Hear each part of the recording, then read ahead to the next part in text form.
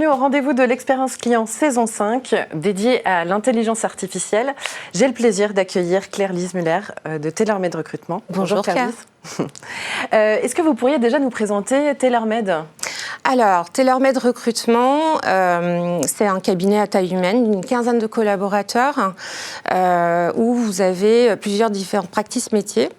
Moi, au sein de ce cabinet, je suis associée et je suis aussi manager de la practice assurance, qui est quand même un gros morceau, on va dire, du cabinet.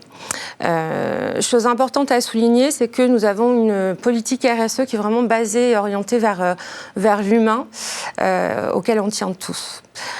Aujourd'hui, j'ai décidé d'intervenir tout simplement parce qu'on parle de l'IA, mais on parle beaucoup de l'IA en entreprise et de la productivité que ça peut apporter. Mais finalement, l'humain, il le perçoit comment ? Ça se passe comment ? C'est une bonne question, effectivement. Et c'est tout le sujet de cette saison 5 dédiée à l'IA où l'humain a vraiment toute sa place. Et du coup, on va passer sur justement la perception des collaborateurs sur l'arrivée de l'IA en entreprise. Comment ils le perçoivent ? Premier abord, en fait, ils ont peur, ils sont effrayés, ils ont peur d'être remplacés, en fait, tout simplement par méconnaissance. Finalement, si on fait un rapprochement, par exemple, avec l'arrivée d'Internet, fin des années 90, début des années 2000, on était vraiment sur une sorte d'application que personne n'avait jamais utilisée. Donc tout le monde avait peur, on va être remplacé, donc on avait très peur d'Internet. Finalement, qu'est-ce qui s'est passé ? On a appris, on a appréhendé, on s'est formé et on l'a utilisé à bon escient. Aujourd'hui, avec l'IA, c'est un tout petit peu différent puisque l'IA existe depuis quand même quelques années et on ne sait même pas forcément qu'on utilise l'IA. On peut le retrouver par exemple dans nos GPS ou nos smartphones, tout simplement.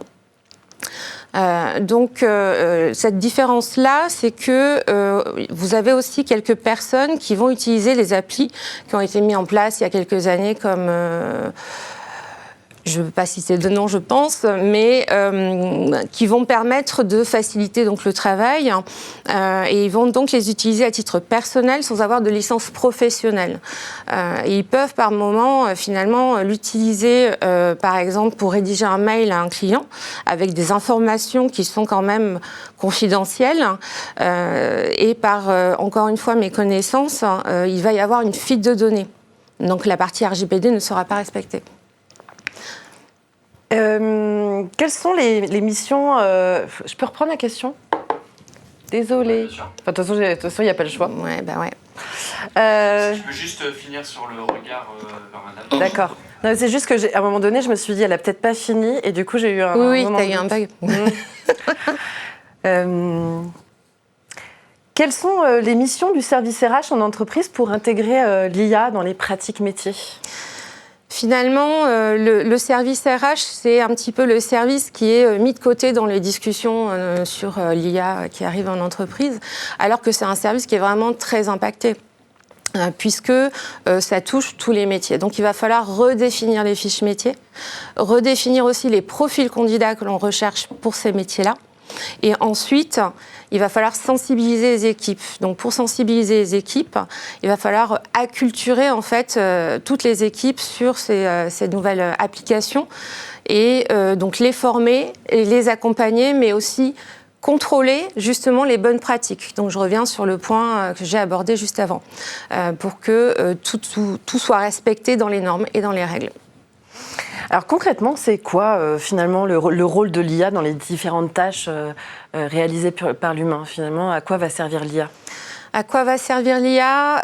L'IA va être un facilitateur finalement et va permettre de gérer toutes les tâches qui n'ont pas de valeur ajoutée pour garder finalement le côté expertise que les collaborateurs vont prendre en main pour par exemple gérer des dossiers beaucoup plus complexes. Donc ça va être de l'assistance finalement. C'est une assistance, ouais. Tout à fait. Très bien. Merci beaucoup Claire-Lise pour cet éclairage. Merci Claire.